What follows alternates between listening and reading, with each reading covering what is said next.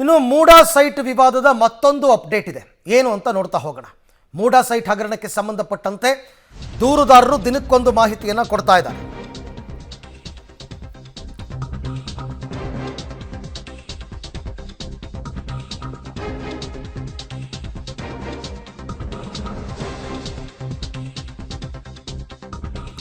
ಇದು ಮೂಡಾ ಸೈಟ್ ವಿವಾದದ ಮತ್ತೊಂದು ಅಪ್ಡೇಟ್. ಇದು ಕಳೆದುಕೊಂಡ ಜಮೀನಿಗೆ ಮಾರುಕಟ್ಟೆ ದರ ನೀಡೋದಕ್ಕೆ ಮೂಡಾ ಮುಂದಾಗಿತ್ತು ಸಿದ್ದರಾಮಯ್ಯನವರ ಪತ್ನಿಗೆ. ಆದರೆ ಇದನ್ನು ಸಿದ್ದರಾಮಯ್ಯನವರ ಪತ್ನಿ ಪಾರ್ವತಿಯವರು ಒಪ್ಪಿರಲಿಲ್ಲ.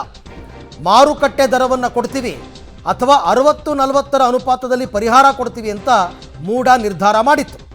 ಈ ಬಗ್ಗೆ ಸಭೆಯ ನಡಾವಳಿಯಲ್ಲಿ ನಮೂದಿಸಿದ್ದಾರೆ ಅಂದಿನ ಮೂಡಾ ಅಧ್ಯಕ್ಷ.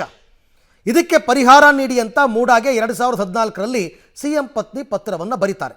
ಅಂದರೆ ಅವ್ರು ಕೇಳಿರೋದು, ನನಗೆ ಮಾರುಕಟ್ಟೆ ದರ ದುಡ್ಡೂ ಬೇಡ, 60-40 ಅನುಪಾತನೂ ಬೇಡ, ನನಗೆ ಪರ್ಯಾಯ ನಿವೇಶನವನ್ನೇ ಕೊಡಬೇಕು ಅಂತ ಮುಖ್ಯಮಂತ್ರಿಗಳ ಪತ್ನಿ ಆಗ ಒತ್ತಡ ಹಾಕಿದರು. 2014ರಲ್ಲಿ ಸಿದ್ದರಾಮಯ್ಯನವರು ಆವಾಗ ಮುಖ್ಯಮಂತ್ರಿ. ಆಗ ಪತ್ರವನ್ನು ಬರೆದಿದ್ದು ಈಗ ಕನ್ಫರ್ಮ್ ಆಗಿದೆ. ಆದರೆ ಏನೇನು ನಡೆದಿತ್ತು ಅನ್ನೋದನ್ನು ಸಭೆಯ ನಡಾವಳಿಯಲ್ಲಿ ಅಂದಿನ ಮೂಡಾ ಅಧ್ಯಕ್ಷರು ಅದೆಲ್ಲವನ್ನು ನಮೂದಿಸಿದ್ದಾರೆ. ಈ ಬಗ್ಗೆ ದಾಖಲೆಯನ್ನು ಬಿಡುಗಡೆ ಮಾಡಿದ್ದಾರೆ ದೂರುದಾರ ಸ್ನೇಹಮಯಿ ಕೃಷ್ಣ. ಈ ಬಗ್ಗೆ ಮತ್ತಷ್ಟು ಮಾಹಿತಿ ನನ್ನ ಕೊಲೀಗ್ KP ನಾಗರಾಜ್ ಅವರಿಂದ ಪಡ್ಕೊಳ್ತಾ ಹೋಗೋಣ. KP, ಈಗ ಮುಖ್ಯಮಂತ್ರಿಗಳು ಮೊದಲ ಬಾರಿ, ಅಂದರೆ ಸಿದ್ದರಾಮಯ್ಯನವರು ಮೊದಲ ಬಾರಿಗೆ ಮುಖ್ಯಮಂತ್ರಿ ಆಗಿದ್ದಂತಹ ಸಂದರ್ಭದಲ್ಲಿ ಮುಖ್ಯಮಂತ್ರಿಗಳ ಪತ್ನಿ ಬದಲಿ ನಿವೇಶನವನ್ನೇ ಕೊಡಬೇಕು, ಇಂಥದ್ದೇ ಬಡಾವಣೆಯಲ್ಲಿ ಕೊಡಬೇಕು ಅಂತ ಒತ್ತಡ ಹಾಕಿದ್ರು ಅಂತಕ್ಕಂಥದ್ದು ಈ ದಾಖಲಾತಿಯಿಂದ ಕನ್ಫರ್ಮ್ ಆಗುತ್ತಾ ಹೇಗೆ? ಎಕ್ಸಾಕ್ಟ್ಲಿ ಅರವಿಂದ್, ಇದು ಸಭಾ ನಡವಳಿ ಅನ್ನುವಂಥದ್ದು ಮೈಸೂರು ನಗರಾಭಿವೃದ್ಧಿ ಪ್ರಾಧಿಕಾರದಲ್ಲಿ ನಡೆದಿರುವಂತಹ ಮೀಟಿಂಗ್ನ ವಿವರ.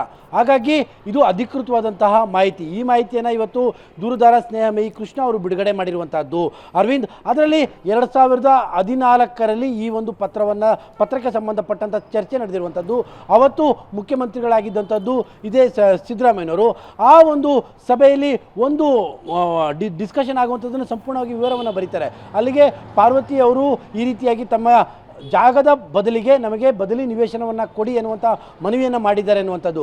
ಅದಕ್ಕೆ ಪ್ರಾಧಿಕಾರ ಅವತ್ತೇ ಹೇಳುತ್ತೆ, ನಿಮಗೆ ಮಾರುಕಟ್ಟೆ ದರವನ್ನು ಬೇಕಾದರೂ ಕೊಡ್ತೇವೆ ಅಥವಾ 60-40 ಸೈಟಿನ ಆಧಾರದ ಮೇಲೆ ಬೇಕಾದರೆ ನಾನು ನಿಮಗೆ ಕೊಡ್ತೇವೆ ಎನ್ನುವಂತಹ ಮನವಿಯನ್ನು ಮಾಡುತ್ತೆ.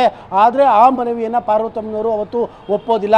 ನಮಗೆ ಮಾರುಕಟ್ಟೆಯ ದರನೂ ಬೇಡ, ಜೊತೆಗೆ 60-40 ಸೈಟು ಬೇಡ, ನಮಗೆ ಪರ್ಯಾಯವಾದಂಥ ನಿವೇಶನಗಳೇ ಬೇಕು, ಸಮಾನಾಂತರದ ಬಡಾವಣೆಯಲ್ಲಿ ಪರ್ಯಾಯವಾದಂಥ ನಿವೇಶನಗಳೇ ಬೇಕು ಅನ್ನುವಂತಹ ಒತ್ತಾಯವನ್ನು ಮಾಡಿದ್ದಾರೆ ಎನ್ನುವಂಥ ಪದವನ್ನು ಬರೆದಿರುವಂಥದ್ದು ಅರವಿಂದ್.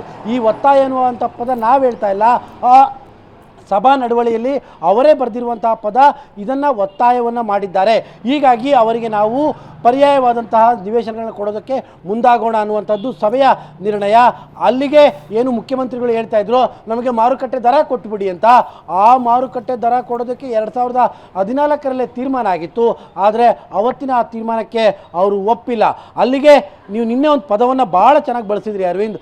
ಮುಖ್ಯಮಂತ್ರಿಗಳು ಎಲ್ಲೋ ಒಂದು ಕಡೆಯಲ್ಲಿ ಗೊಂದಲವನ್ನು ಸೃಷ್ಟಿ ಮಾಡಿಕೊಂಡು ಗೊಂದಲವಾಗಿ ಹೇಳಿಕೆಯನ್ನು ಕೊಡ್ತಾ ಇದ್ದಾರೆ ಅಂತ ಏನು ಪದವನ್ನು ಬಳಸಿದ್ರಿ, ಅದೇ ಇಲ್ಲಿ ಆಗ್ತಾ ಇರುವಂಥದ್ದು.